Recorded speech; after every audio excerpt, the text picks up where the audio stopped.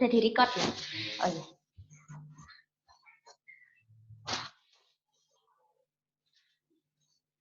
Oke. Assalamualaikum warahmatullahi wabarakatuh. Hari ini kita bertemu lagi untuk belajar tentang wawasan kebangsaan, ya. Materi hari ini adalah ideologi, politik, hankam, hukum, dan HAM, ya. Oke, siang hari ini kita akan mulai dengan pembahasan soal yang pertama, ya. Oke. Nah, di sini saya mulai bacakan ya. Yang pertama, prinsip persamaan hak-hak asasi manusia sedunia dimuat dalam dokumen A. Universal Declaration of Human Rights, B. Declaration of Independence, C. Freedom of Independence, D. The 14 Points, E. The 4 Freedom. Nah, di sini yang ditanyakan adalah prinsip persamaan hak asasi manusia, ya. Kira-kira jawabannya mana? Nah, jika yang ditanyakan prinsip persamaan hak-hak asasi manusia termuat dalam dokumen, oke, jawaban yang tepat adalah A, ya. Oke, A. Universal Declaration of Human Rights, ya. Memuat tentang persamaan hak-hak asasi manusia, ya. Oke, saya akan menuliskan beberapa istilah ya dari pengertian-pengertian tersebut, ya. Kita bisa mulai dengan istilah-istilah berikut, ya.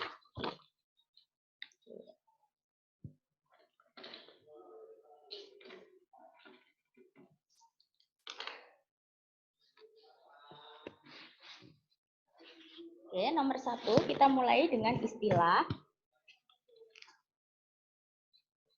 Declaration of Independence. Oh, sudah ada yang bergabung ya.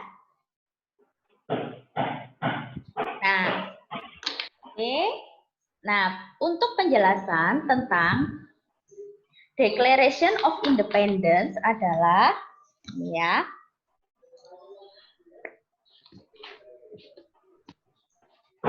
Deklarasi kemerdekaan Amerika Serikat ya.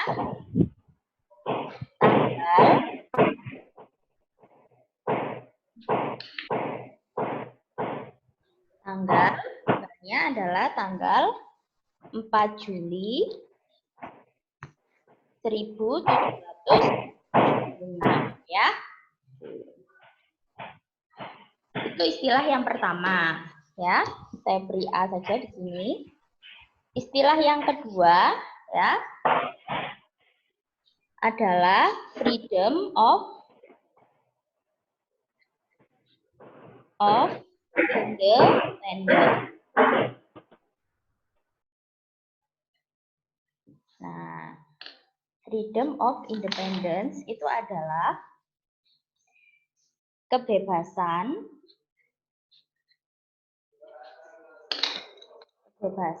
ya untuk meraih kemerdekaan.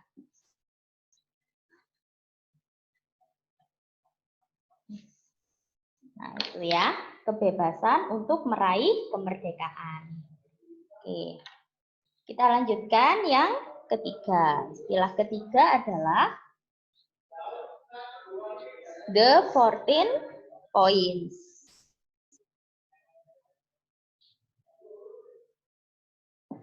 Nah, ini ya. The 14 points adalah isinya tentang pidato Woodrow Wilson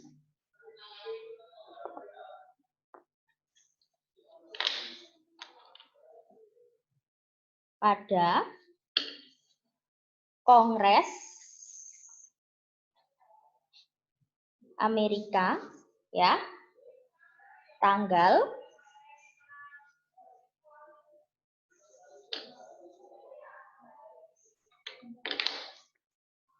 8 Januari tahun 1918, ya. Tujuannya adalah mengakhiri PD-1 atau Perang Dunia Pertama. Oke. Selanjutnya yang keempat itu adalah istilahnya the four freedom. The four freedom adalah ya isinya mengenai pidato yang disampaikan oleh Franklin Delano Roosevelt atau disingkat aja FD Roosevelt. Ya, oke. Mengenai apa? Mengenai ini. 4 pilar kebebasan. Kebebasan. Ya, disampaikan pada sidang ya DPR Amerika pada tanggal 6 Januari 1941.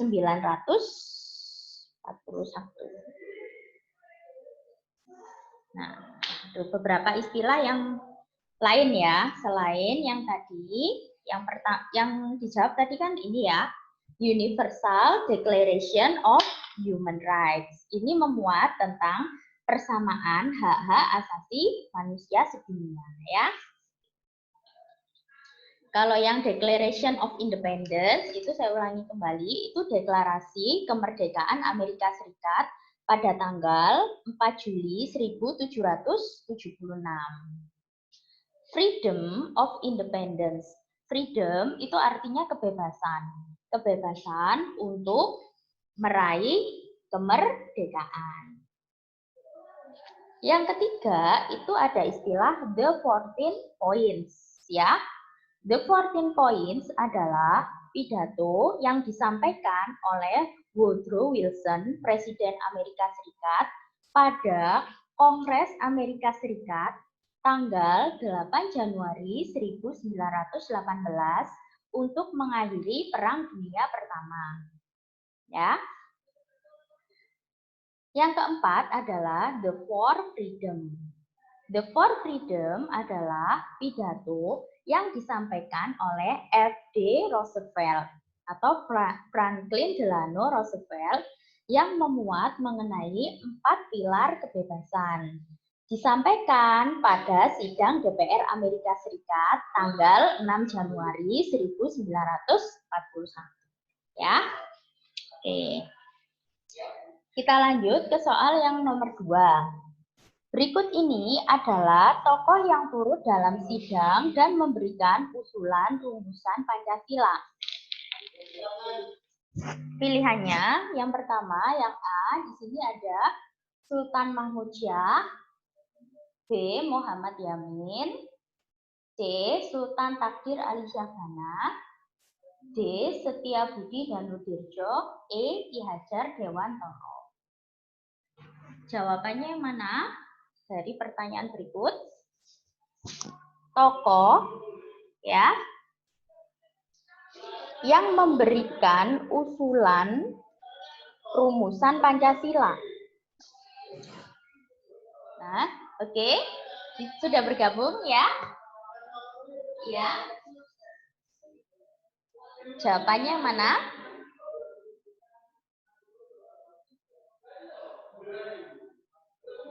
Oke.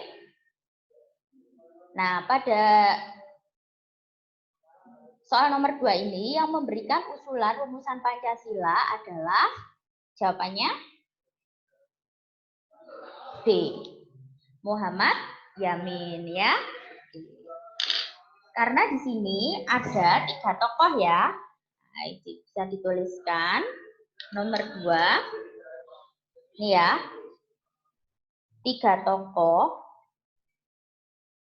pemberi ide, ya, rumusan Pancasila. Oke. Satu adalah Muhammad Yamin. 2, Supomo. Ketiga adalah Insinyur Soekarno, ya. Nah, ini tanggalnya berbeda-beda ya. Jadi Muhammad Yamin memberikan gagasan mengenai ide Pancasila itu tanggalnya adalah, ini bisa dituliskan, 29 Mei 1945. Supomo ini pada tanggal 31 Mei 1945. Insinyur Soekarno menyampaikan gagasan Pancasila pada tanggal 1 Juni 1945. Ya, oke. Oke, selanjutnya nomor 3. Undang-Undang Nomor 31 Tahun 2002 tentang Partai Politik menyatakan bahwa partai politik perlu diadakan karena berarti ditanyakan di sini adalah tujuan, ya, perlu diadakannya partai politik, ya. Tujuannya apa? Nah, di sini tujuan diadakan partai politik adalah sebagai, jawabannya adalah yang B, ya. Tujuan diadakannya partai politik di sini adalah jawabannya salah satu, ya, wujud partisipasi masyarakat dalam mengembangkan demokrasi, ya. Itu adalah tujuan perlu diadakannya partai politik. Oke. Sekarang yang nomor 4, salah satu alasan ketidakpercayaan masyarakat terhadap pemerintahan Orde Baru. Nah, adalah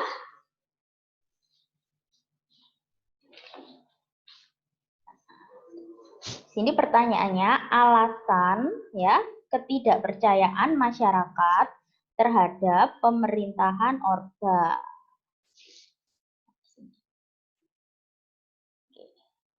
Jawaban yang tepat adalah yang B, ya. Pada masa Orde Baru itu banyak sekali terjadi praktek KKN, ya, praktek korupsi, kolusi, nepotisme, ya. Oke. Nah, pemerintahan Orde Baru ini terjadi pada masa pemerintahan Presiden Soeharto, ya. Oke, nomor 5.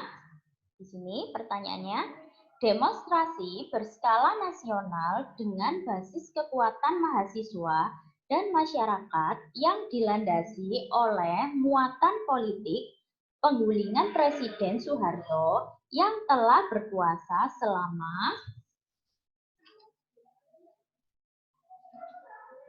32 tahun berkuasa dilaksanakan pada tanggal. Nah, di sini yang ditanyakan adalah peristiwa penggulingan Presiden Soeharto itu pada tanggal berapa? Yang A, 2 Mei 1998, B, tanggal 20 Mei 98, C, 5 Oktober 98, D, 28 Oktober 98, E, 1 Juni 98. Peristiwa penggulingan Presiden Soeharto, ya. Itu tanggal berapa?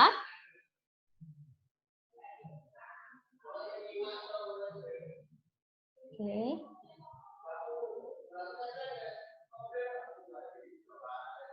Jawaban yang tepat adalah yang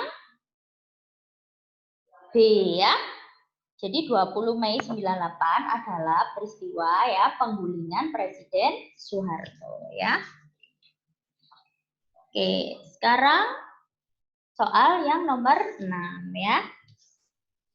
Keputusan MPR atas usul pemberhentian presiden dan atau wakil presiden harus diambil dalam rapat paripurna MPR yang dihadiri sekurang-kurangnya 3/4 dari jumlah anggota dan disetujui sekurang-kurangnya titik-titik dari jumlah anggota yang hadir.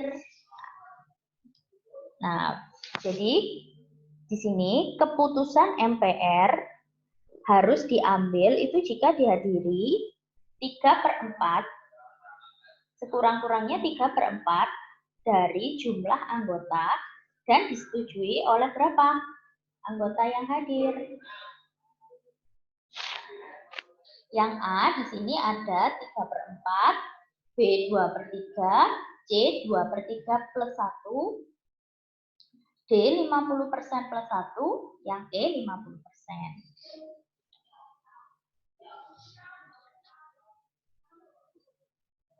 Jawaban yang tepat adalah B ya, disetujui ya. Selain sekurang-kurangnya 3/4 dari jumlah anggota, juga disetujui oleh 2/3 dari jumlah anggota yang hadir ya.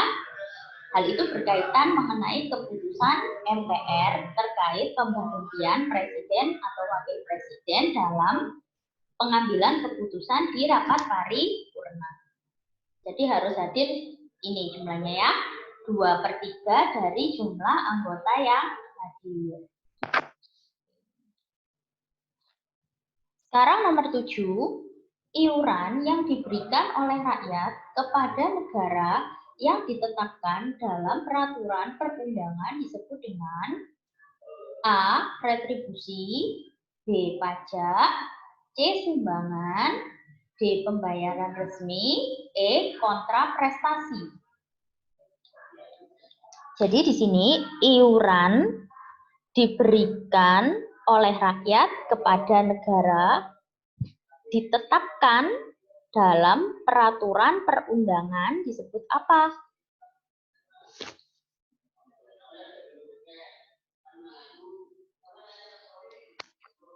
Jawaban yang tepat adalah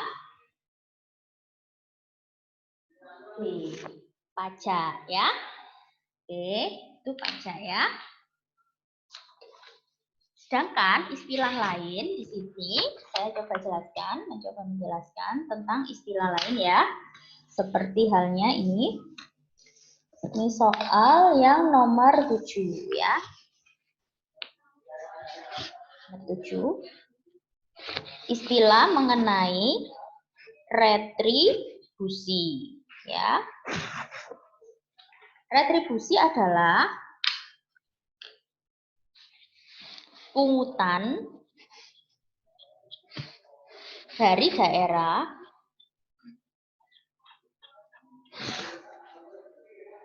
yang dikenakan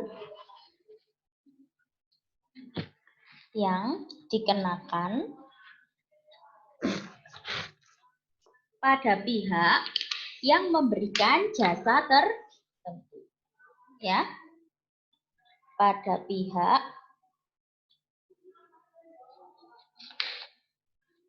pemberi jasa.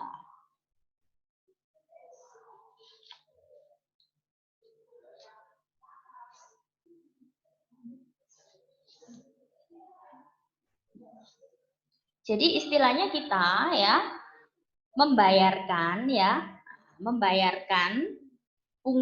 pungutan tersebut kan diberikan pada kita. Contohnya misalnya kalau kita menggunakan jasa parkir ya, berarti kita membayar ya retribusi parkir.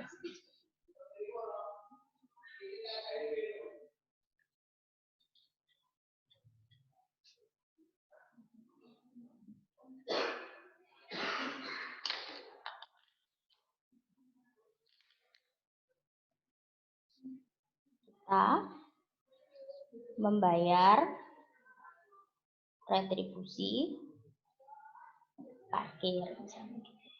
Karena kan kita menikmati jasa parkir.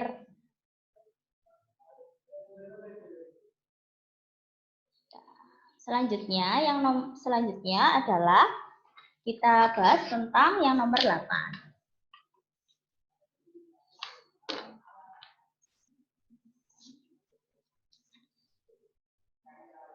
Kerjasama ekonomi yang bertujuan membahas tarif dan hambatan perdagangan internasional adalah APO, BWTO, CIFC, DAPEC, AFTA, ya. Jadi pembahasan mengenai tarif dan hambatan perdagangan internasional. Ya, di sini. Kalau membahas tentang hambatan perdagangan internasional, berarti jawabannya adalah WTO, ya.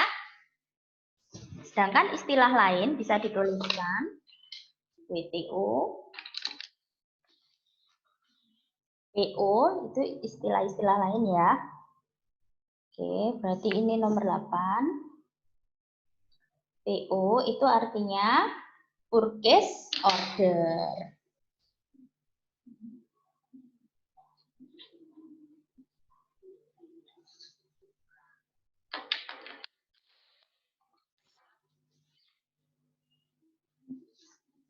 Lalu istilah yang kedua adalah WTO.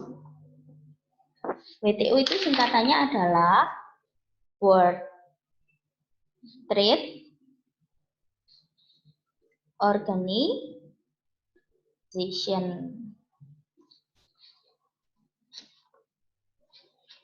Berarti membahas tentang apa? Nah, membahas tentang ini ya, organisasi yang mengurus tentang perdagangan internasional.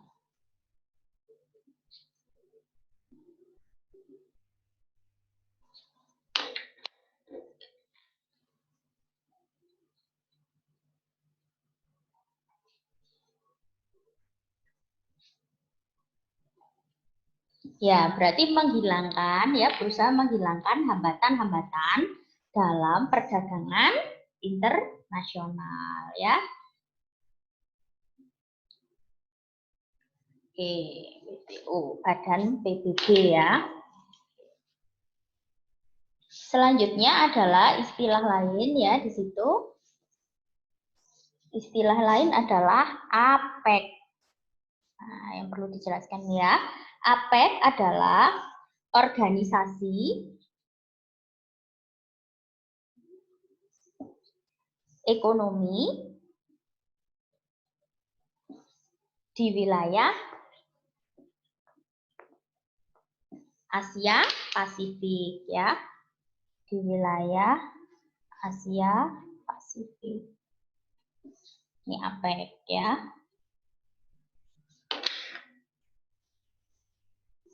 Selanjutnya adalah IFC ya, IFC.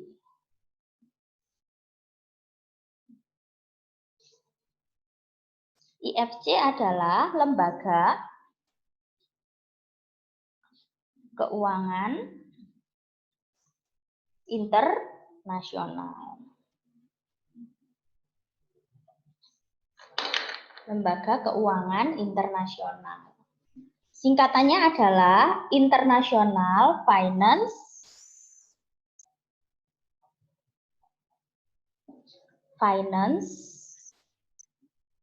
Corporation. Itu IFC. Lalu ada lagi AFTA ya. AFTA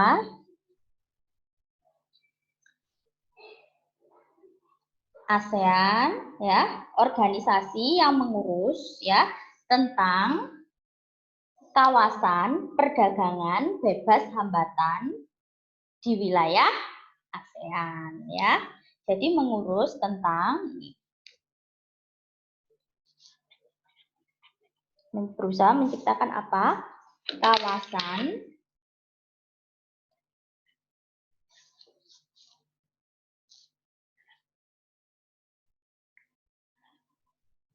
Ini kan organisasinya ya, bentuk sebuah organisasi yang mengurus tentang kawasan perdagangan bebas hambatan di wilayah ASEAN.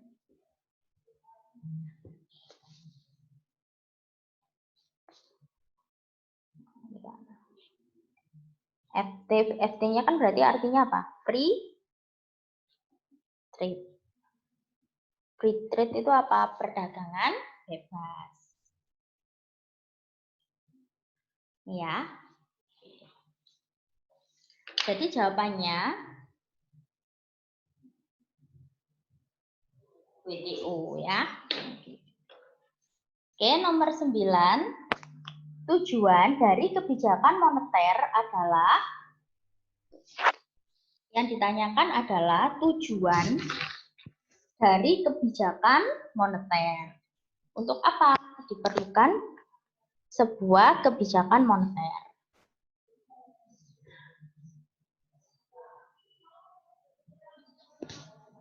Jawaban yang tepat adalah yang B. Jadi perlu dilakukan ya, sebuah kebijakan moneter adalah untuk menjaga stabilitas moneter yang ditujukan bagi peningkatan income atau pendapatan per kapita. Jadi stabilitas moneter itu akan mewujudkan ya peningkatan pendapatan per kapita. Jadi tujuan kebijakan moneter adalah meningkatkan income per kapita.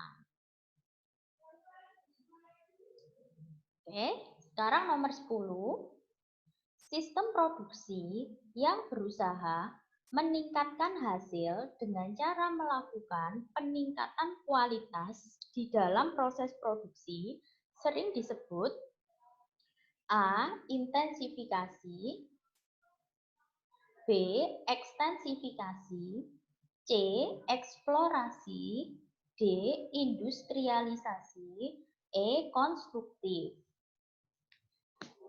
Yang ditanyakan di sini adalah sistem produksi berusaha meningkatkan hasil dengan cara ya, melakukan peningkatan kualitas di dalam produksi. Disebut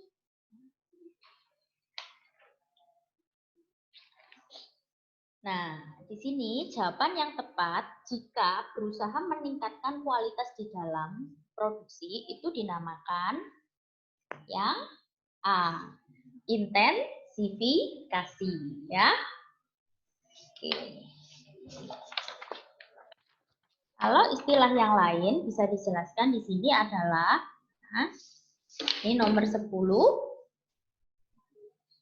Jadi kalau intensifikasi biasanya kita lihat dalam bidang misalnya pertanian ya. Berarti intensifikasi itu apa? Usaha untuk meningkatkan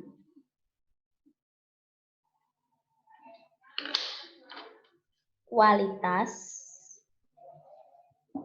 ya secara intern atau dalam ya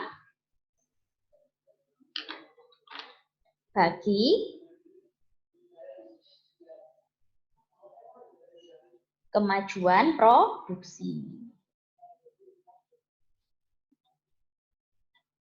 Misalnya kalau kita lihat contohnya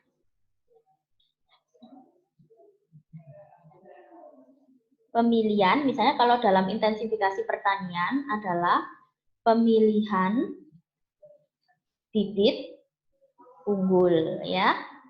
Berarti kan peningkatan kualitas intern di dalam ya, di dalam dulu itu ditingkatkan. Pemilihan bibit unggul ya, pemilihan pupuk, pemberian pupuk bagi tanaman misalnya gitu. Kalau dalam pertanian ya.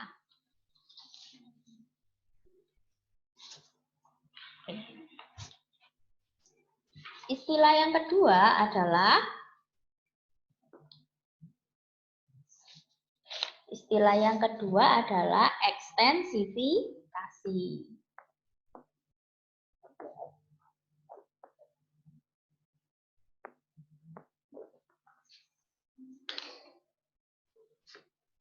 Ya, kalau ekstensifikasi ini dilakukan ya setelah melalui proses intensifikasi berupa misalnya contohnya adalah perluasan atau bentuknya perluasan area atau wilayah pertanian. Misalnya membuka lahan yang baru, misalnya seperti itu. Nah, itu ekstensifikasi. Kalau eksplorasi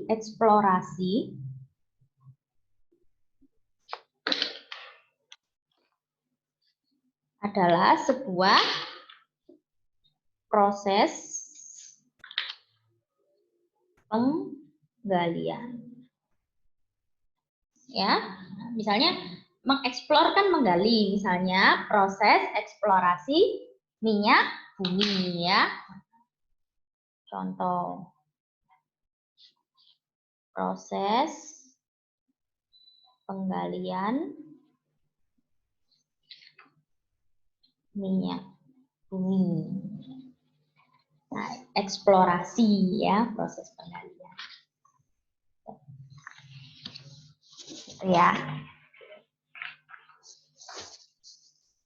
Jadi jawabannya adalah yang A ya. Jika peningkatan kualitasnya di dalam itu dikatakan sebagai intensifikasi. Oke, kita lanjutkan nomor 11. Ya.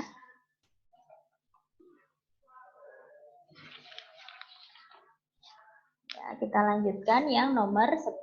Di sini pertanyaannya nomor 11.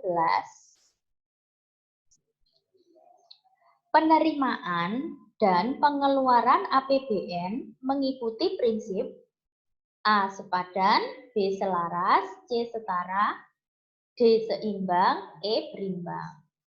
Jadi ditanyakan penerimaan dan pengeluaran anggaran pendapatan belanja negara atau APBN prinsipnya mengikuti prinsip apa?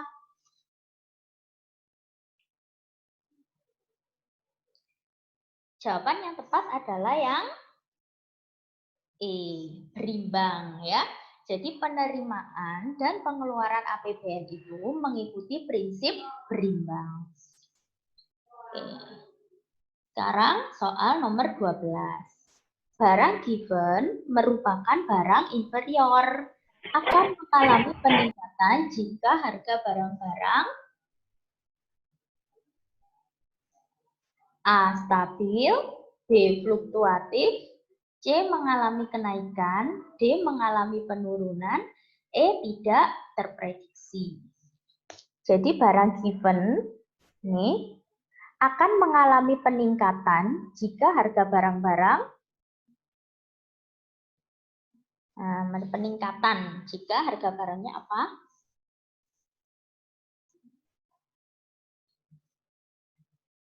Jawaban yang tepat adalah jika barang itu termasuk barang given, ketika mengalami peningkatan, itu juga harga barangnya juga akan mengalami kenaikan. Karena prinsip dari barang given itu berbanding lurus ya.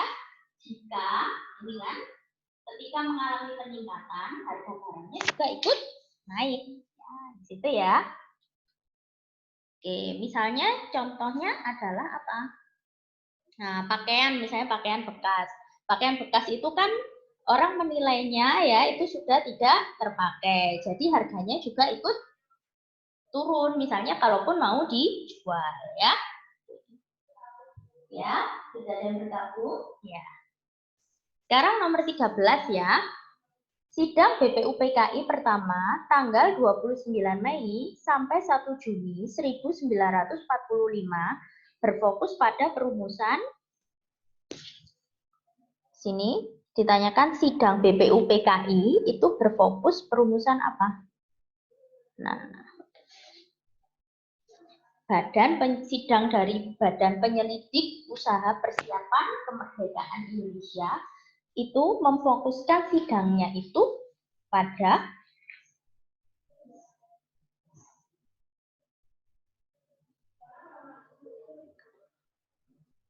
ya. Nah, jawaban yang tepat adalah yang B ya, perumusan dasar negara Indonesia ya, sidang BPUPKI. Oke, sekarang nomor 14. Dalam rangka merebut kembali Irian Barat, Presiden Soekarno yang dirinya mengatasnamakan penyambung lidah rakyat telah menyerukan komando rakyatnya yang dikenal dengan sebutan A. Dwi Komando Rakyat, B. Tri Komando Rakyat, C. Tri Tuntutan Rakyat, D. Komando Gabungan Rakyat, E. Komando Rakyat. Nah, jadi istilahnya apa? Jika di sini kan usaha ini kan merebut kembali Irian Barat. Dinamakan apa? Jawabannya adalah yang B. Trikora atau tiga komando rakyat. Disebut Trikora. Apa saja isi Trikora? Nah, sini ya. Ini saya tuliskan isi dari Trikora. Nomor 14 ya. Isi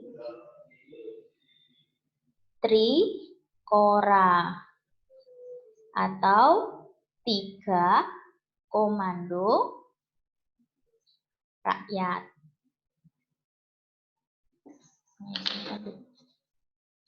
Ini isi Trikora. Yang pertama adalah yang pertama di sini adalah bubarkan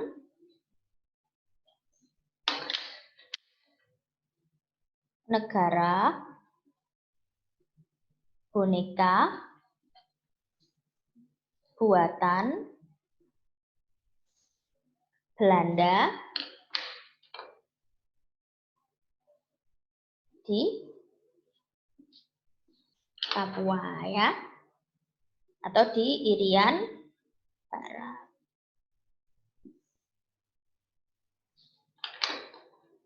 Yang kedua, kibarkan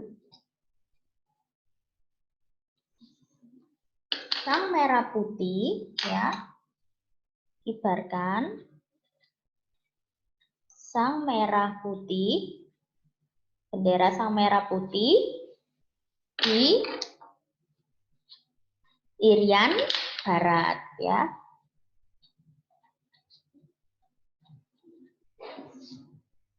Yang ketiga,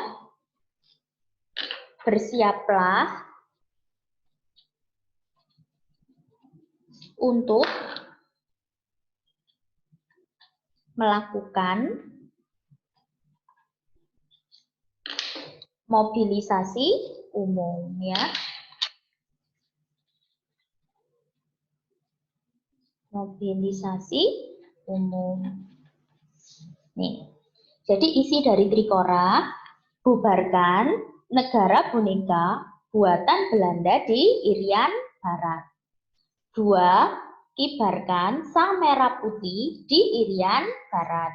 3. Bersiaplah untuk melakukan mobilisasi umum ya.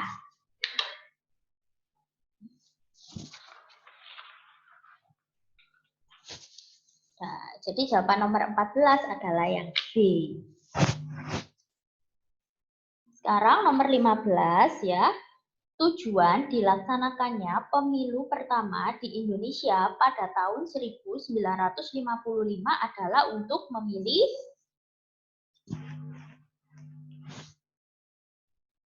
untuk apa? Tujuan dari pemilu ya, tujuan pemilu di Indonesia tahun 1955 tujuannya adalah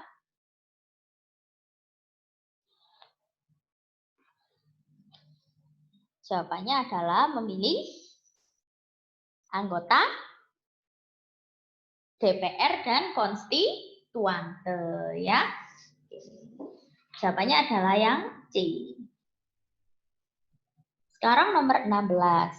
Komponen utama dalam sistem pertahanan negara Republik Indonesia adalah A. Rakyat, B. Pemerintah, C.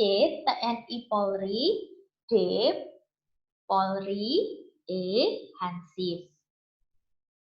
Jadi ditanyakan komponen utama ya, komponen utama dalam sistem pertahanan negara Republik Indonesia.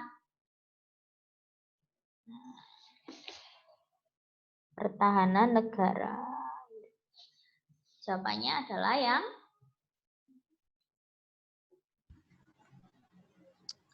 Oh ya, sudah bergabung? Melihat soalnya? Ya. Ya, jawaban nomor 16 adalah iya.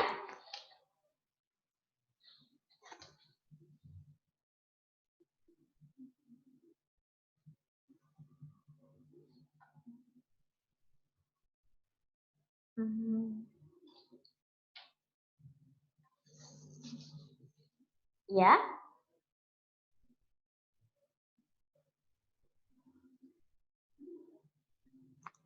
Rakyat. Yang ini komponen utama dalam sistem pertahanan negara Republik Indonesia adalah yang C ya. Pertahanan ya. Itu apa? TNI Polri. Tapi di sini kan jawabannya yang C ya. C. TNI Polri ya. Jadi bekerja sama ya untuk menjaga ya sistem pertahanan Republik Indonesia ya. Terutama di sini kan dilaksanakan oleh siapa? TNI, kan? Di sini TNI. 17 ya, bisa dilihat ya. Pihak yang berwenang dan bertanggung jawab atas pengerahan kekuatan Tentara Nasional Indonesia adalah Kepala Staf Angkatan, B. Panglima ABRI, C. Kodam, D. Menhankam, E. Presiden. Yang ditanyakan adalah ini, pihak yang berwenang ya dan bertanggung jawab atas pengerahan kekuatan TNI. Siapa yang bertanggung jawab?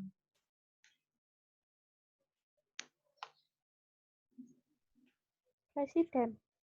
Nah, jawaban yang tepat adalah C. Kodam ya.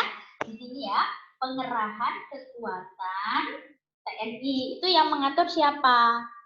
Yang maksudnya bertanggung jawab siapa? Jawabannya Kodam ya. Sekarang nomor 18. Dalam memberikan amnesti dan abolisi, Presiden memperhatikan pertimbangan A. MPR, B. DPR, C. Mahkamah Agung atau MA, D. Dewan Pertimbangan Agung atau DPA, E. Hakim Agung.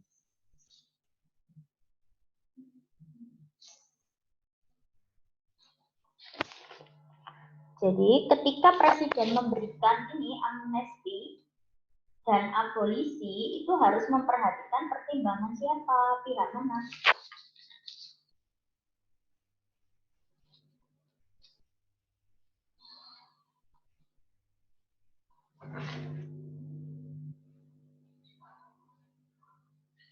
Ya.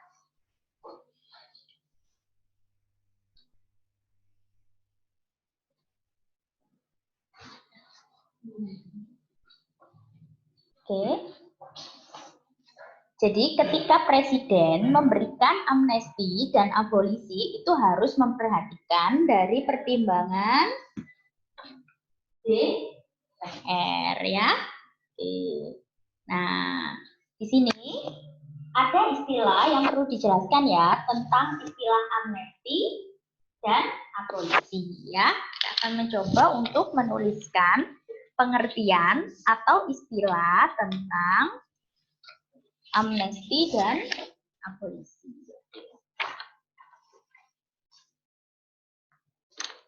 Jadi di sini adalah nomor 18 ya. Nah, ini jelaskan tentang istilah dari amnesti. Amnesti adalah tindakan hukum untuk mengembalikan ya, untuk mengembalikan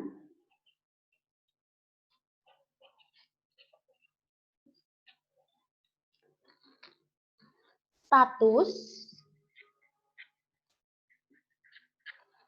tak bersalah pada orang yang dinyatakan bersalah.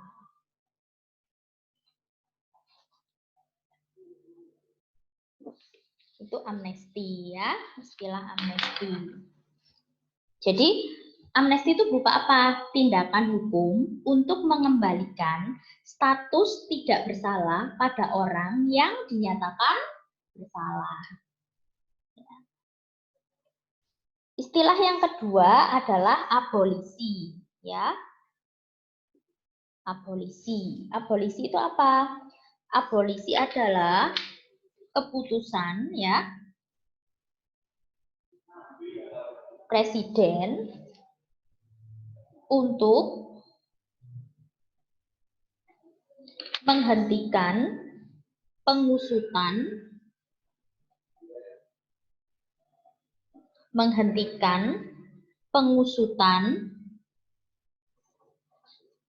ataupun pemeriksaan sebuah perkara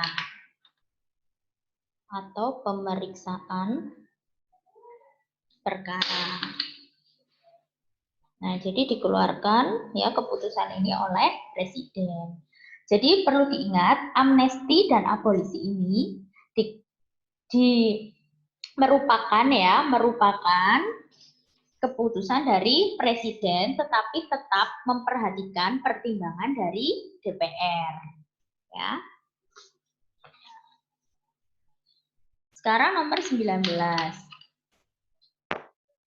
Berdasarkan UUD 1945 pasal 14 ayat 1 hasil amandemen, Presiden memberikan grasi dan rehabilitasi memperhatikan pertimbangan A. MPR, B.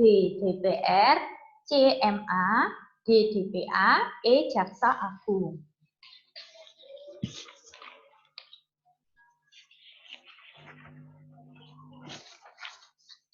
Jadi untuk nomor 19 ya. Grasi, rehabilitasi harus memperhatikan pertimbangan dari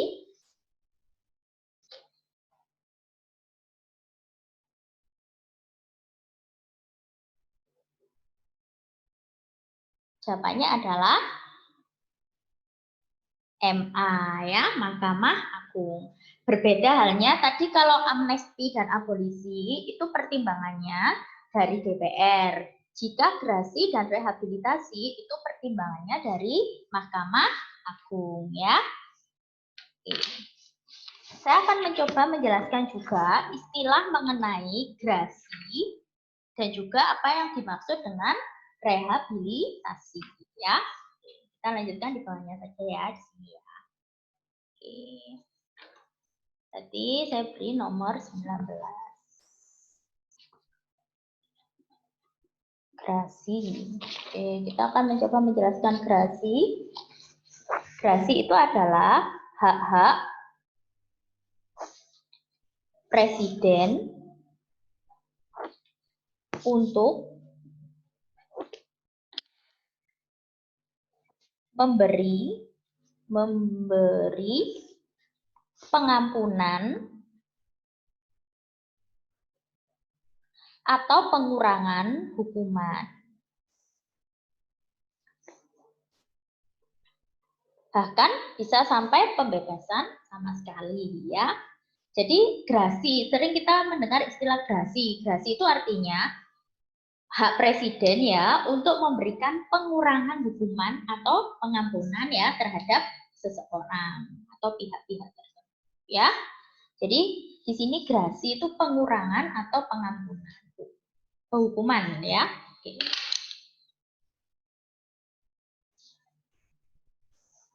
Selanjutnya adalah rehabilitasi.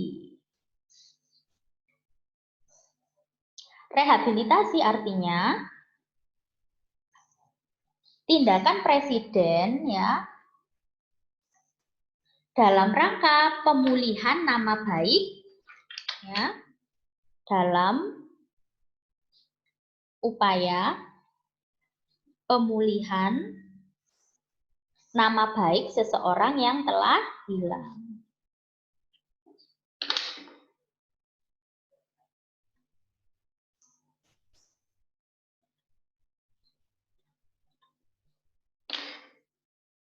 Jadi nama baiknya dipulihkan kembali. Ya, itu dinamakan istilahnya rehabilitasi.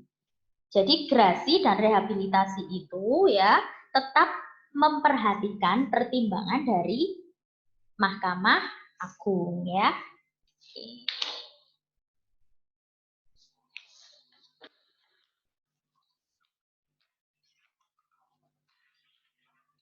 Di sini ya. Oke, selanjutnya nomor 20.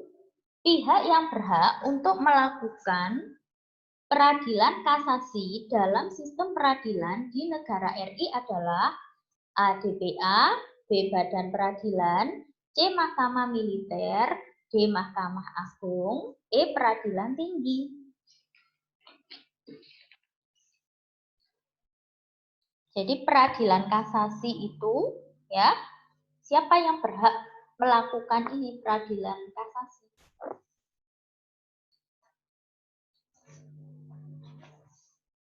Jawabannya adalah peradilan kasasi itu berhak dilakukan oleh Mahkamah Agung ya. Sekarang nomor 21. Jika presiden dan wakil presiden mangkat berhenti, diberhentikan atau tidak dapat melaksanakan kewajibannya dalam masa jabatan secara bersamaan, maka pelaksanaan tugas kepresidenan adalah jika kasusnya di sini presiden dan wakil presiden mangkat, berhenti, diberhentikan, atau tidak dapat melaksanakan kewajibannya dalam masa pelaksanaan tugas kepresidenan, siapa yang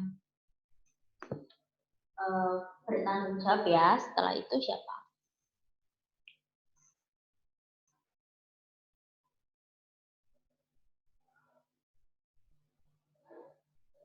Jadi jawabannya adalah yang E ya. Yang melaksanakan adalah Menteri Dalam Negeri, Menteri Luar Negeri, dan Menteri Pertahanan. Ya, kasusnya ini. Presiden dan wakil presiden mangkat, berhenti, diberhentikan. Setelah itu siapa yang mengambil alih? Menteri Dalam Negeri, Menteri Luar Negeri, dan Menteri Pertahanan. Ya, mengambil alih. Oke. Nomor 22. Pengangkatan dan pemberhentian anggota Komisi Yudisial dilakukan oleh Presiden dengan persetujuan A. MA, B. DPA, C. DPR, D. MPR, E. Hakim Agung.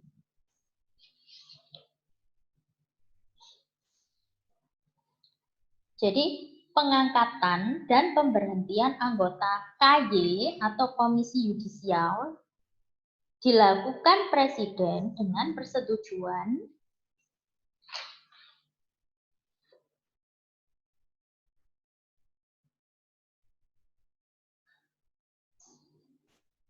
Jawabannya adalah yang C ya. DPR ya. Nomor 23. Urutan 4 pokok pikiran yang terkandung dalam pembukaan UUD 1945 adalah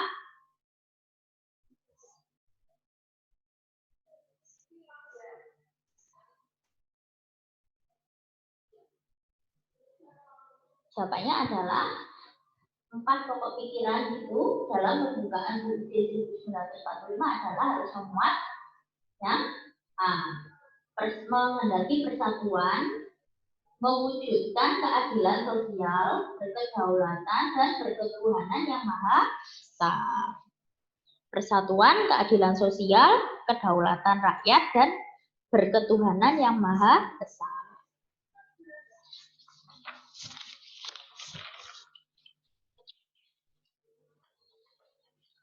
Oke, selanjutnya ya, di sini soal nomor 24. Tata urutan perundang-undangan menurut TAP MPR nomor 3 garis miring MPR garis miring 2000 adalah urutan ya, dari awal sampai dari tingkat yang paling akhir ya. Urutannya adalah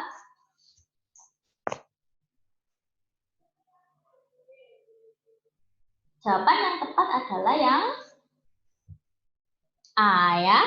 Jadi TAP MPR menurut ya Undang-Undang nomor 3 garis miring MPR garis miring tahun 2000 itu diawali ya tingkatan yang pertama UUD 1945, kemudian kedua ini TAP MPR, ketiga undang-undang, keempat undang-undang Perpu, ya, kelima PP atau disebut peraturan pemerintah, Kepres, keputusan presiden, lalu yang terakhir adalah peraturan daerah.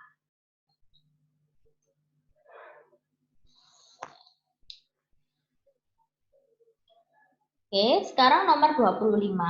Pada tanggal 22 Juni 1945, Panitia 9 mengadakan sidang dan menghasilkan keputusan yang lebih dikenal Piagam Jakarta atau Jakarta Charter. Istilah ini dimunculkan oleh A. Insinyur Soekarno, B. Mr. Muhammad Yamin, C. Muhammad Hatta, D. Rajiman Weddiodiningrat, E. Kiai Haji Mansur ya. Istilah ini ya, istilah Piagam Jakarta atau Jakarta Charter itu dimunculkan oleh jawabannya adalah Mr. Muhammad Yamin ya. Yang B. Nomor 26. Pemilihan ketua dan wakil ketua Mahkamah Agung sebagaimana diatur dalam UUD 1945 dilakukan oleh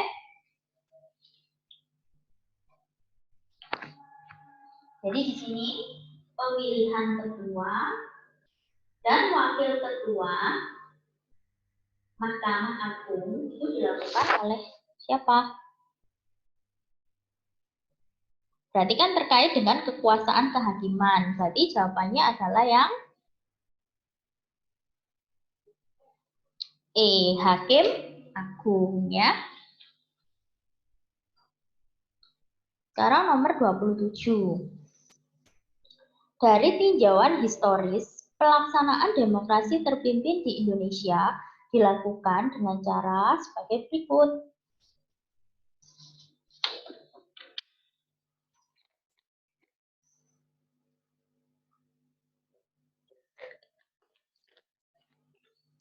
Jadi terkait dengan pelaksanaan ya demokrasi terpimpin ya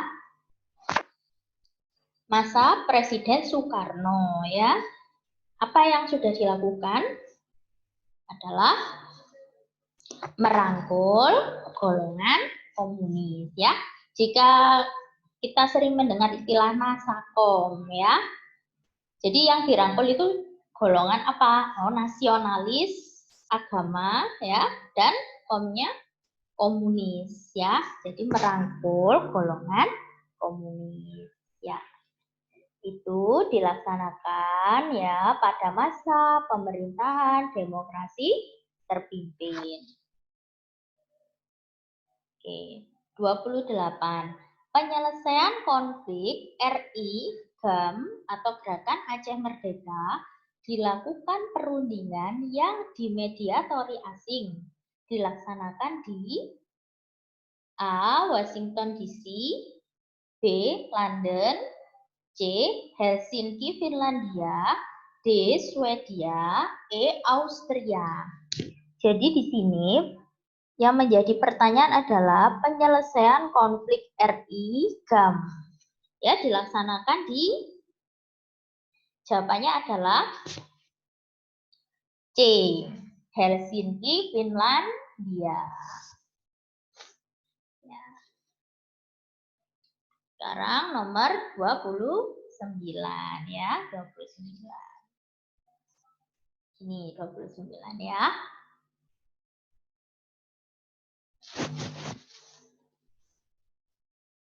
Pengawas internasional perjanjian RI GAM, RI dan GAM yang telah disepakati adalah A. Aceh Monitoring Mission atau AMM, B. Non-Government Organization atau NGO, C. United Nations, D. Nangro Monitoring Mission, E. Peace Monitoring Mission atau PMM. Nah, pengawas internasional ya, pengawas internasional perjanjian RI dan GAM disepakati dinamakan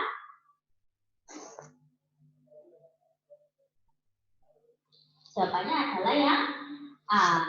Aceh Monitoring Mission atau disebut juga dengan istilah AMM ya.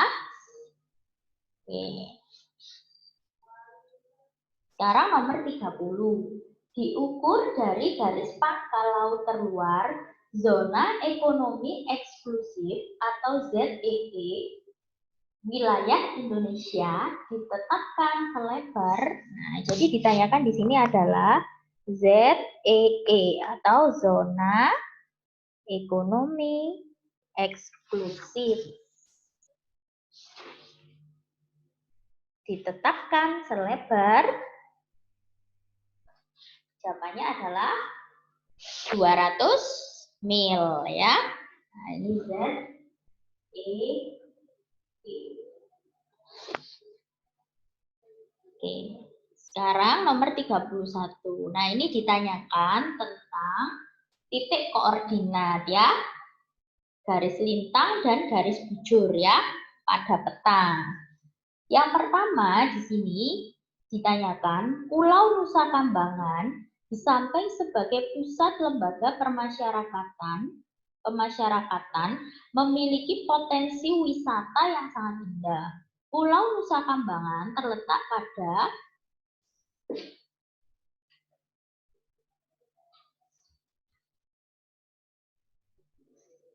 jawabannya adalah yang A ya. 7 derajat 47 lintang selatan dan 109 derajat bujur timur. Oke, sekarang nomor 32. Pulau Karimun Jawa termasuk dalam wilayah Kabupaten Jepara ya. Terletak pada. Nah, berarti kawasan ini ada di mana? Di Jawa Tengah ya, wilayah Jawa Tengah.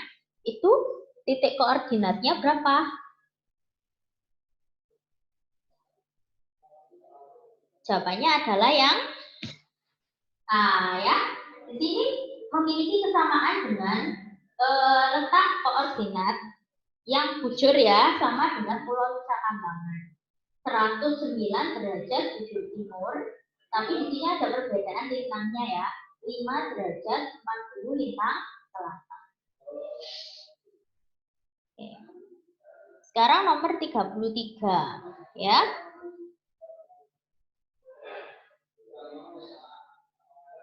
Pancasila merupakan ideologi terbuka. Di satu pihak, kita harus mempertajam kesadaran akan nilai-nilai yang bersifat abadi. Nilai-nilai yang bersifat abadi itu terdapat pada, jadi nilai-nilai abadi ya, di dalam Pancasila ya, yang ada di Pancasila itu terdapat pada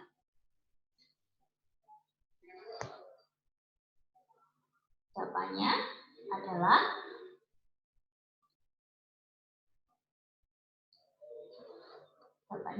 yang A ya. Pembukaan UUD 1945.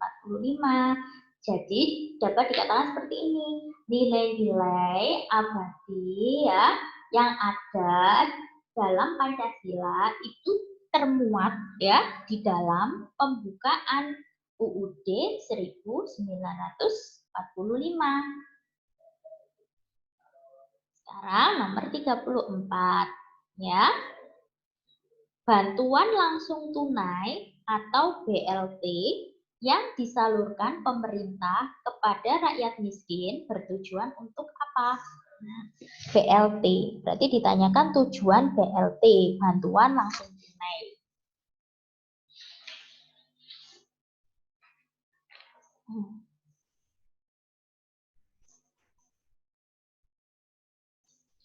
Nah, tujuan BLT atau bantuan langsung tunai itu adalah yang B.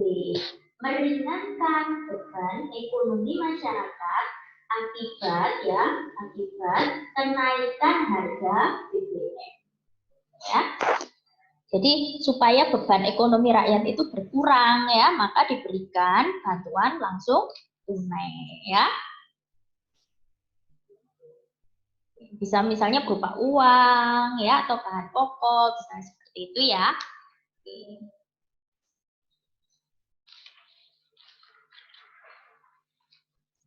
Sekarang yang lanjutnya nomor 35 ya.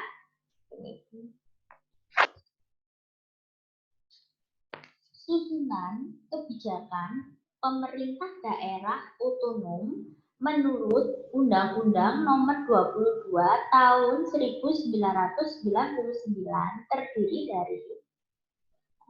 Jadi kalau kita mendengar istilah otonom, berarti daerah itu berhak untuk mengatur wilayahnya sendiri.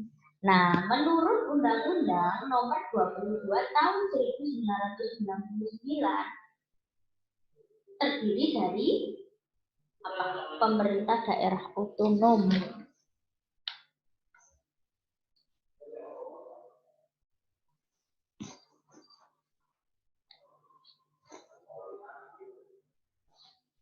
Jawabannya adalah yang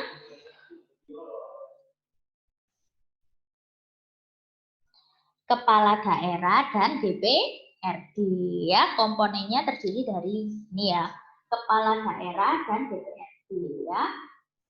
Ini adalah susunan pemerintah daerah otonom menurut Undang-Undang Nomor 22 Tahun 1999.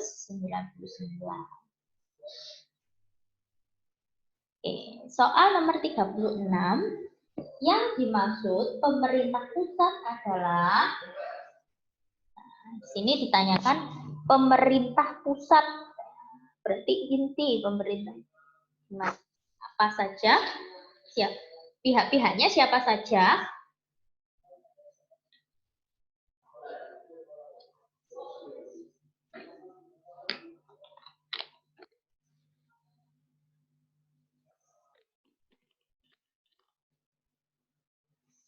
Pihak-pihaknya adalah ini ya. Pemerintah pusat itu terdiri dari presiden, wakil presiden dan menteri. Ya, B itu pemerintah pusat. Ya. Sekarang nomor 37. Ruang lingkup dan pembagian hukum pidana dalam sistem hukum Indonesia meliputi. Nah, di sini ketika menjawab nomor 37 dan seterusnya, ya, di sini petunjuk. Untuk soal petunjuk B itu adalah soal nomor ya. 1, 2, 3, 4. Jika kalian menjawab A, maka artinya jawaban nomor 1, nomor 2, nomor 3 itu benar. Ya. Ketika kalian menjawab B, ya, jawabannya B itu berarti hanya nomor 1 dan nomor 3 saja yang benar. Ketika kalian menjawab C, berarti nomor 2 dan nomor 4 saja yang benar. Ketika kalian menjawab D, berarti nomor 4 saja yang benar. Jika benar semua, nomor 1, 2, 3, dan 4 benar semua, maka jawabannya E. Nah, kita lihat satu persatu ya. Ruang lingkup dan pembagian hukum pidana. Nah, ditanyakan adalah pembagian hukum pidana. Ini meliputi apa saja?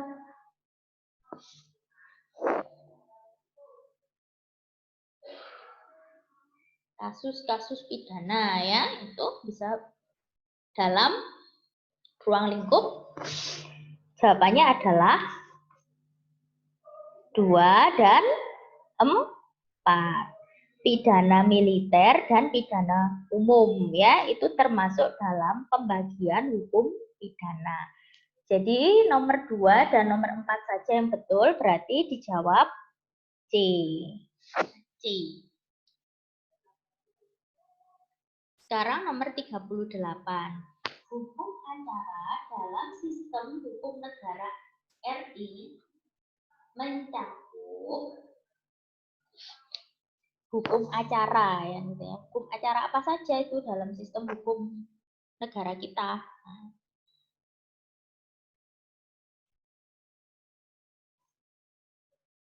Yang ada hukum acara apa?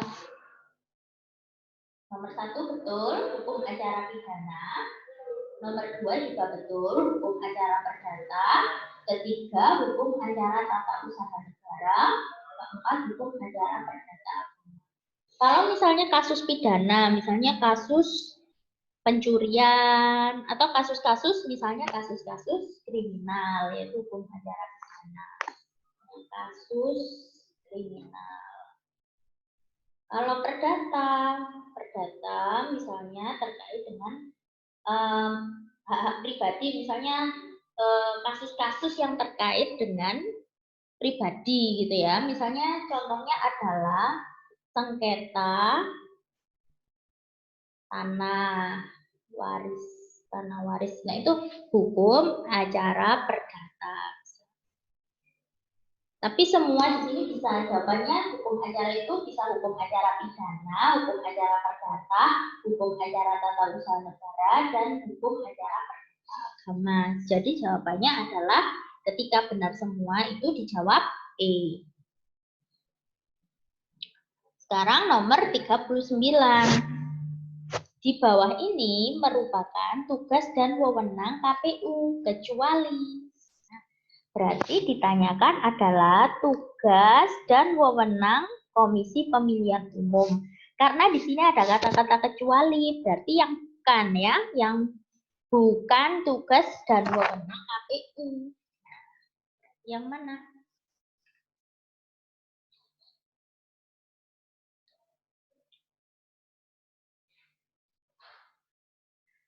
Jawabannya adalah nomor 4 saja. Jadi jawabannya itu D. Karena KPU itu ya, yang kita tahu kan menangani tentang masalah-masalah pemilu ya. Terkait misalnya penyelenggaraan pemilu, mengesahkan partai politik, dan juga setelah itu dilakukan evaluasi setelah pelaksanaan pemilu. Yang bukan, yang ini, membubarkan partai politik jika melanggar undang-undang. Itu bukan tugas KPU. Jadi jawabannya D. Nomor 4 saja. Sekarang nomor 40.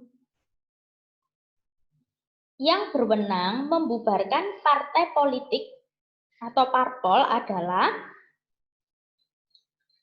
1. KPU, 2. MA, 3. Menteri Kehakiman, 4. MK atau Mahkamah Konstitusi. Nah, berarti ada keterkaitan dengan soal nomor 39. Tapi nomor 40 ditanyakan adalah siapa pihak yang berwenang untuk membubarkan parpol ke partai politik.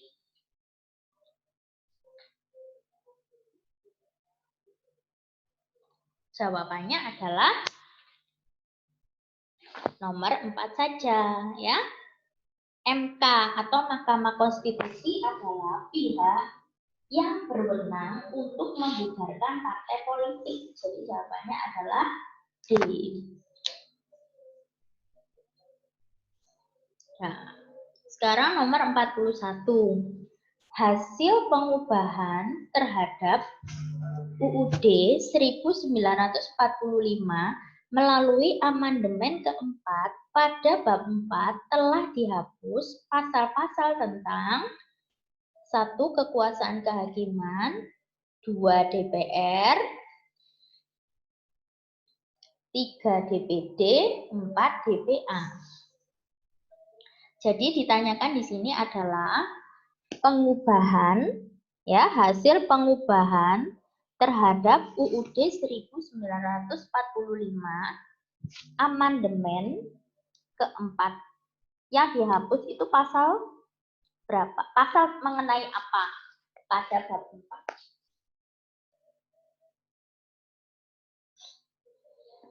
Yang dihapus adalah pasal bab 4 itu UUD 1945. Yang diamandemen itu yang dihapus adalah DPA, ya, DPA. Dewan Pertimbangan Agung. 4 saja. Berarti jawabannya adalah D. Oke. 42. Isi dari pembukaan UUD 1945 meliputi 1. 4 alinea, 2. 4 wawasan kebangsaan, 3. 4 pokok pikiran, 4 tujuan internasional. Jadi pembukaan UUD 1945 isinya mengenai apa?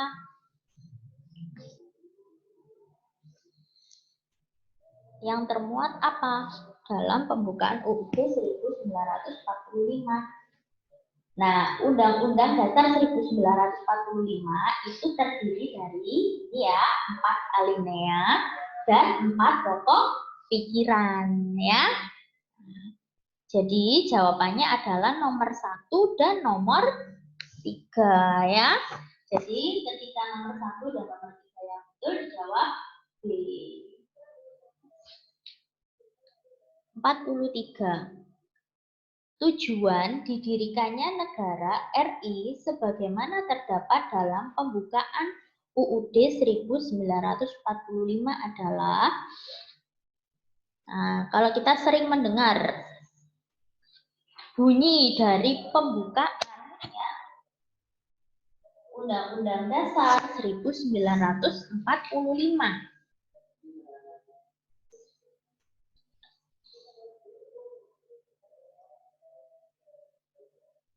Bunyinya adalah 1, ini ya, melindungi segenap bangsa Indonesia dan seluruh tumpah darah Indonesia. Dan juga yang nomor 3, mencerdaskan kehidupan bangsa, ya. Melindungi segenap bangsa Indonesia dan seluruh tumpah darah Indonesia, juga mencerdaskan kehidupan bangsa. Itu adalah bunyi dari pembukaan UUD 1945. Berupa apa? Oh, tujuan didirikannya negara ya. Jadi jawabannya nomor 1 dan nomor 3. Berarti jawabannya B. Sekarang nomor 44. TNI terdiri atas AD, AL, dan AU.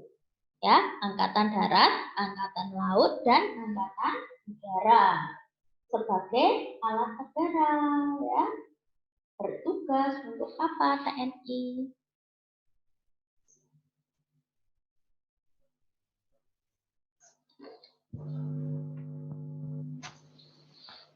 Jadi tugasnya adalah TNI ini mempertahankan negara, melindungi negara, memelihara keutuhan negara, memelihara kedaulatan negara. Jadi jawabannya benar semua ya. Jawabannya adalah E ya.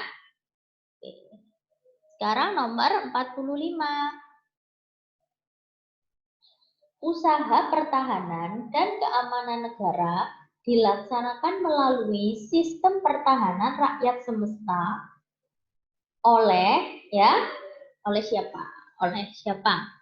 Mengenai ini ya, usaha pertahanan dan keamanan negara. Kan disebut juga sistem pertahanan rakyat semesta.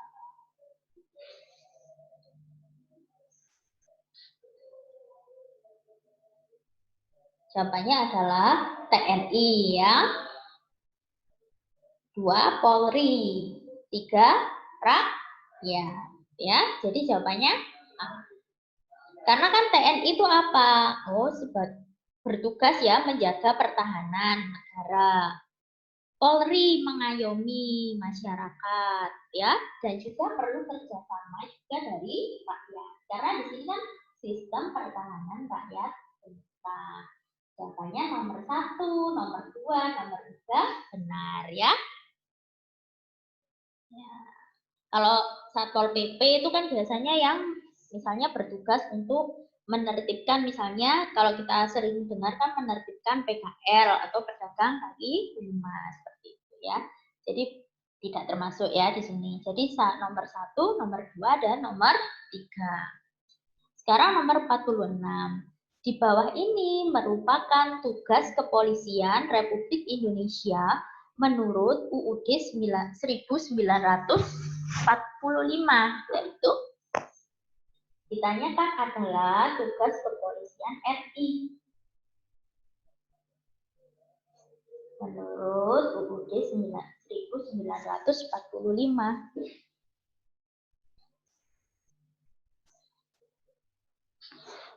Namanya adalah 1, 2, 3. Melindungi masyarakat, mengayomi masyarakat, melayani masyarakat. Ya, 1, 2, 3. Mengayomi ya, tugas kepolisian. Dan juga menegakkan peraturan hukum, ya kan? Jadi jawabannya adalah yang A. Ya. Kalau pertahanan tadi siapa? TNI. 47 Pasal 30 ayat 1 UUD 1945 hasil amandemen. Tiap-tiap warga negara berhak dan wajib ikut serta dalam usaha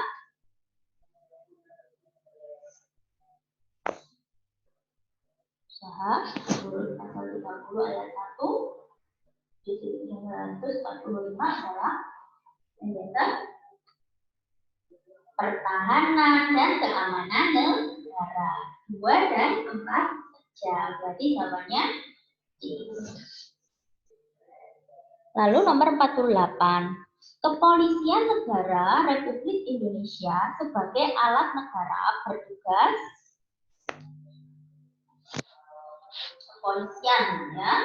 Tugasnya adalah menjaga keamanan dan ketertiban, melindungi dan mengayomi, ya, menegakkan hukum. Kalau menjaga kedaulatan negara, tadi tugasnya TNI. Jadi 48 itu jawabannya adalah A.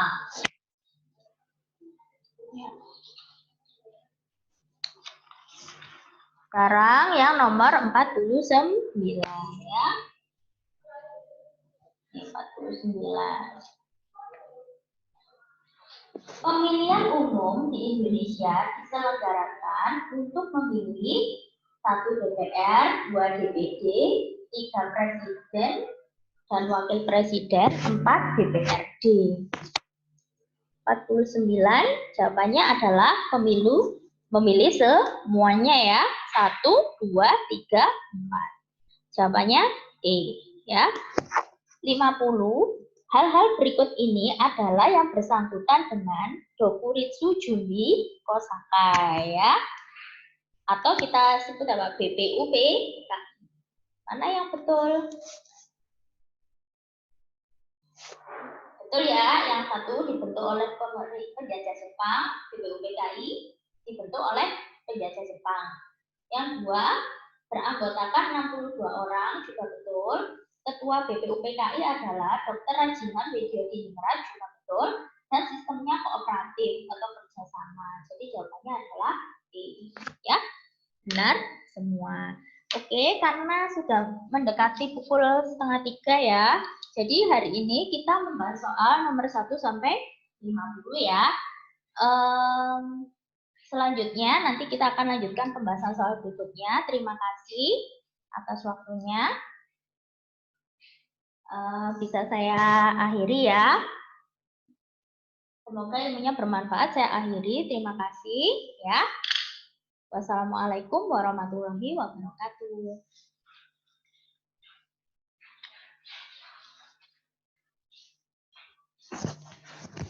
Ya.